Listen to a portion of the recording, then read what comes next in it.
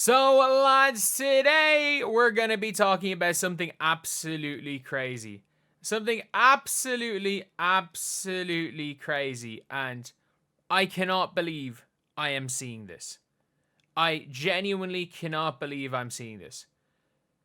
We are currently in an era where in some sort of a simulation where Caitlin Clark is in fact in the top 15 players in odds for the WNBA. Is it MVP? No, we know she's super high in MVP odds. Is it 6th player of the year? Surely she's not coming off the bench. Most improved player? No. It's hard to win most improved when you play on when you're already first team. I mean, to be fair, Ja Moran kind of did it, but wasn't quite first team. So, what is Caitlin Clark in the running for then, if it's none of those awards? Yeah, she is top 15, I kid you not, in DPOY voting, or in DPOY odds. She is top 15 in Defensive Player of the Year odds. She has better odds of winning Defensive Player of the Year than Brittany Sykes. And again, I understand 7,500 to 1 is not a crazy thing, and I understand it's just putting odds in. Like, I remember there was a stage where Bronny James was tipped above there was someone that was not, I don't mean was going to be in the Rookie of the Year odds, but was probably going to make an all-rookie team, but was never going to win Rookie of the Year, and Bronny James ahead of him. But this is just funny. Again, at the end of the day, look, you're throwing money away if you vote for Caitlin Clark here. But by the way, plus 10,000 for Sykes and Courtney Williams. If you want to put, I'm not a betting man. You will never hear me promoting any gambling, because plus 10,000 odd long shots are not something you should ever do. However, $1 on both of them can't do any harm. Can't do any harm, because if you guys don't remember, in the GM survey in 2024, coming into last season, the GM survey where somebody said they would take Aaliyah Boston over Caitlin Clark to run their to build their franchise around, which I'm pretty sure was Lynn Dunn, the only GM in the WNBA to say that.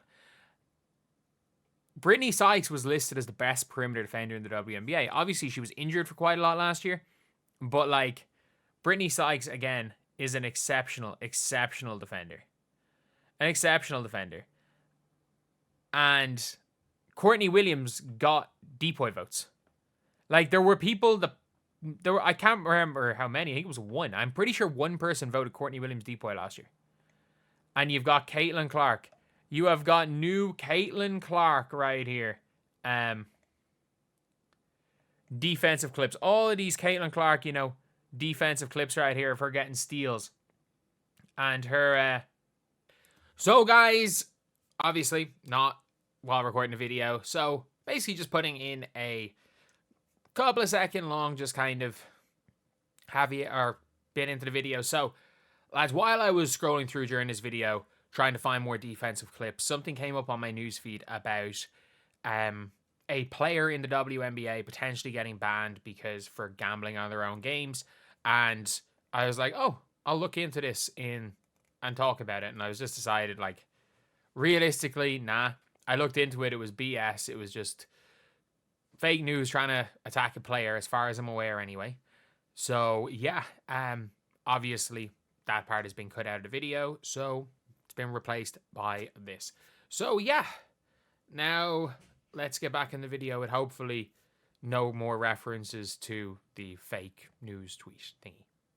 It is a funny one when it comes to Caitlin Clark. And, look, I don't expect seeing all defensive for Caitlin Clark. I don't expect to see anything along those lines. And I don't think Caitlin Clark's got that capability. And not only that, to win DPOY, other than exceptional circumstances, you either need to play on a perfectly constructed defensive team, or be a solely focused defensive player.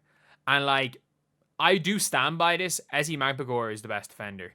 Doesn't really do much in offense. She is the best defender in the WNBA right now.